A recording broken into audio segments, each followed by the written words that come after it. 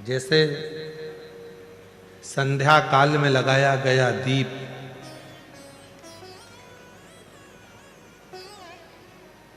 मानदेह नामक असुर का संहार कर देता है,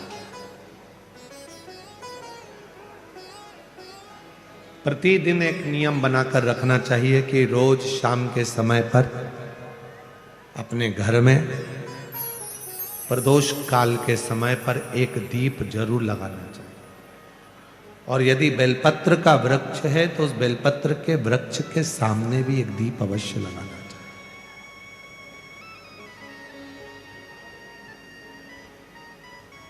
6 महीने में, 3 महीने में, 2 महीने में, 1 महीने में ऐसा नियम बनाया करो कि मुझे बेलपत्र की पूजन करो।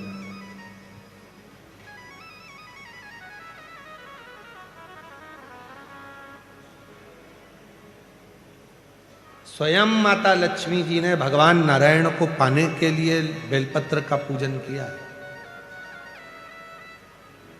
जब इंद्र की पूरी सत्ता चली गई थी, सारा की सारा धन इंद्र का चले गया था, असुरों ने उस इंद्र के सिंहासन पर अपना कब्जा जमा लिया था, तब इंद्राणी ने, स्वयं सची माने इंद्राणी ने शिव जी की साधना करी, बेलपत्र के वृक्ष के, बेलपत्र की पूजन करें।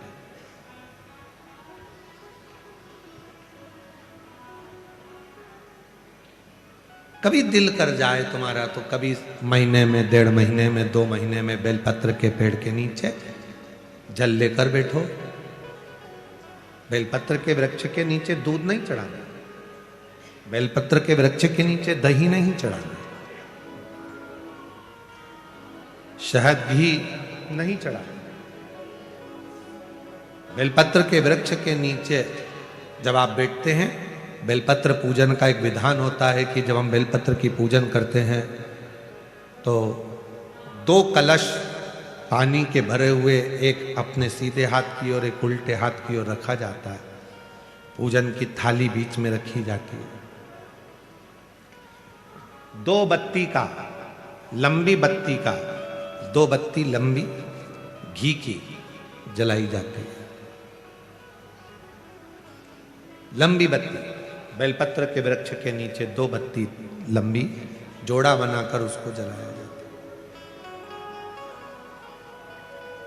फिर दोनों हाथ में कलश में जल है, बेलपत्र के वृक्ष के नीचे दोनों हाथों का जल धीरे धीरे शिव जी का स्मरण कर कर, नारायण लक्ष्मी का स्मरण कर कर, मां आदिशक्ति गौरा का स्मरण, मेरे जीवन में बहुत कष्ट है उसको मिटाना है आपको।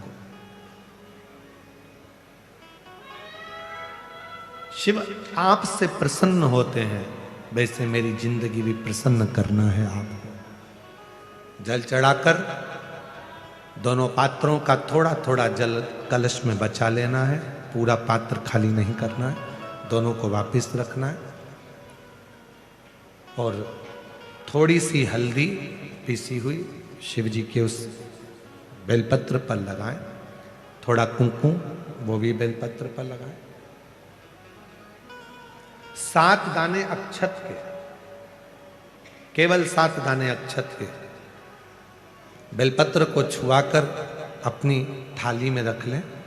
घर पर जब जाएं तो वो 7 दाने अक्षत के और बेलपत्र के वृक्ष में जो चढ़ा हुआ थोड़ा सा जल बचाकर लाए हो, वो घर में छींट कर 7 दाने पूरे घर में डालना प्रारंभ करें। महीने में, 2 महीने में, 3 महीने में एक बार करिए। जीवन में किसी के आगे हाथ फैलाने की जरूरत नहीं पड़ेगी, इतनी संपदा बाबा ने, इतनी संपदा। बेलपत्र की महत्वता को लोग जानते नहीं है। एक प्रदोष की महत्वता, एक बेलपत्र की महत्वता। अभी हमने पहले भी कहा, एक कथा प्रदोष काल की रह गई है।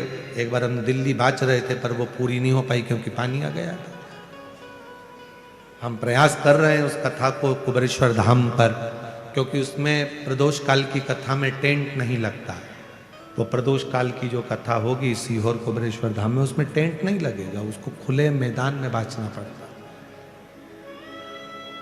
आप और हम सब खुले मैदान में बैठकर प्रदोष काल में उस कथा को सुनेंगे और उसमें प्रदोष की महत्वता को जानेंगे। और हमारी तरफ से हम तो आज प्रकाश जी आपको भी, दीना भाभी जी आपको भी, दोनों को निमंत्रण दे रहे हैं। जब भी सीहोर में जब कथा हो प्रदोष काल की, तो एक दिन कम से कम आप लोग आकर उस कथा की पूजन आपको भी करना रहेगी, प्रदोष काल की कथा।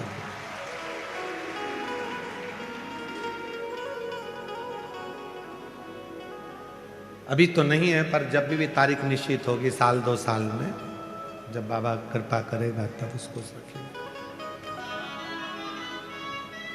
पंडाल में भले तुम्हारे लिए हम सोने के लिए पंडाल लगा देंगे, पर कथा सुनने के लिए तो आपको मैदान में ही बैठना पड़ेगा, खुले आसमान।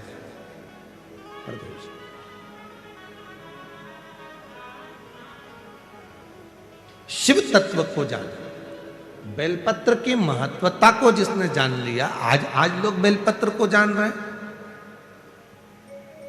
कि बेलपत्र खाने से शुगर, बीपी, थायराइड जैसी बीमारियां भी ठीक हो जाती हैं। उस बेलपत्र की महत्वता को जानो। और फिर निवेदन है, आपके शरीर में कष्ट है तो बेलपत्र का सेवन करो। रोज रोज बेलपत्र वैसे ही नहीं खाना। कई बार बेलपत्र खाने से मुंह में छार छारपन आ जाता है, कई बार मुख का स्वाद भी कम हो जाता है बेलपत्र खाने से। तो निवेदन है, रोज रोज ना खाइए, जब जरूरत है।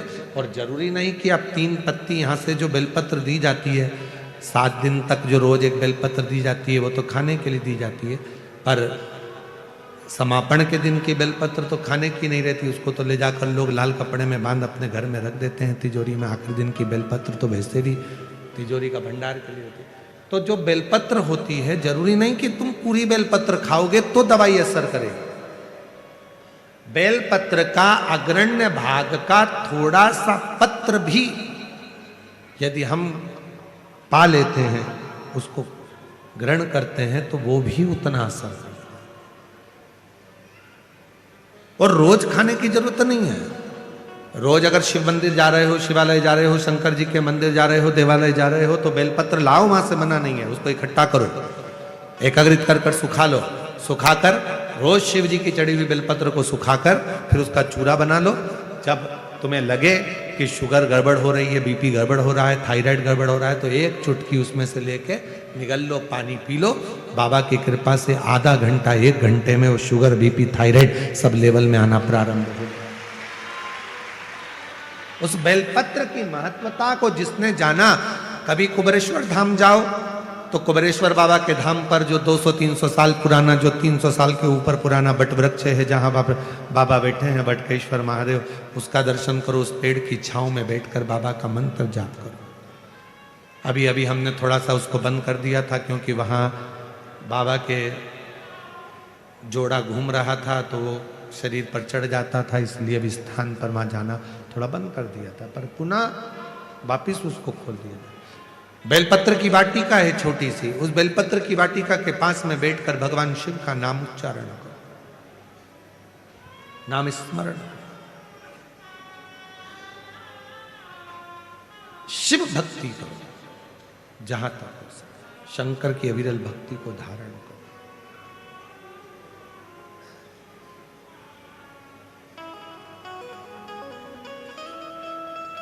शिव की साधना, आराधना जीवन को सुख देती है। बेलपत्र का वृक्ष का पूजन अर्चना हमें आनंद प्रदान करती है।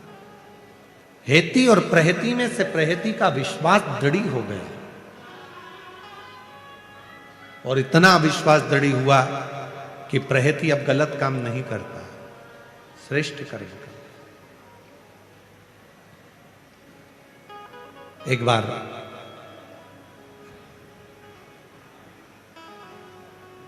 एक मुनि शिव की साधना में वन में लगे हुए थे, और ये हेती प्रहेती उनको मारने के लिए पहुंच गए।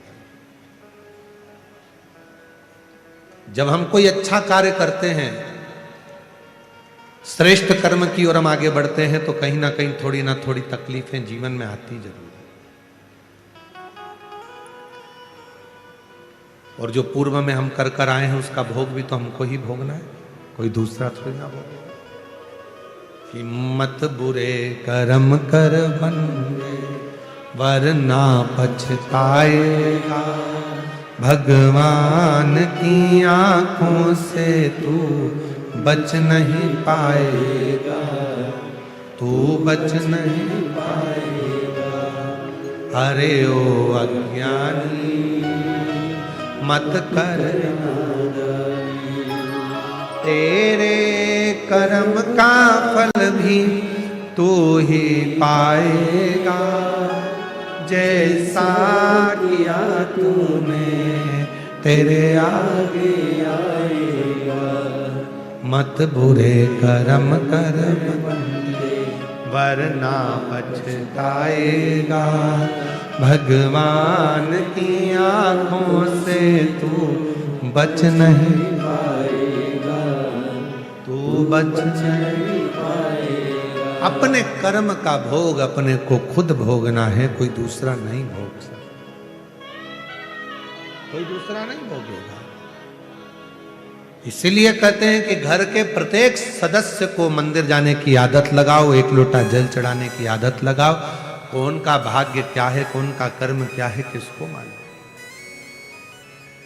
गुरु की करनी गुरु भरेगा और चेला की करनी चेला उड़ जाएगा हंस आके।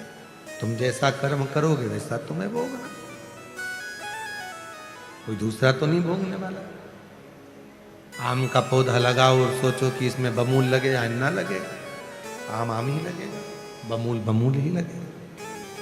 तब हेती प्रहेती पहुंचे और वो एक मुनि बैठे थे, तपस्या कर रहे थे, साधना में डूबे हुए थे, बड़ा शांत थे, बड़ा वन पूरा शांत, एकदम शांत।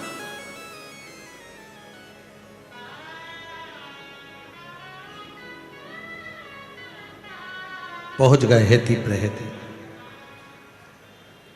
पूछा। हेती प्रहेती ने पहले उनको भय दिखाया, हम तुम्हें खा जाएंगे। मुनि के नेत्र नहीं खुले।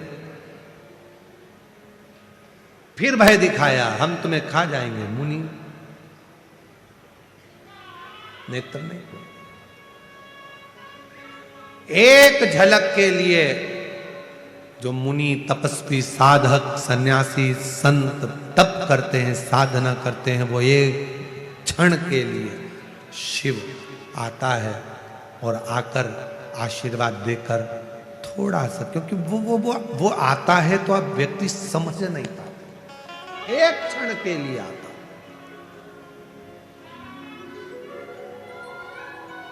आया था कथा के चौथे दिन, एक क्षण के लिए आया था, एक क्षण।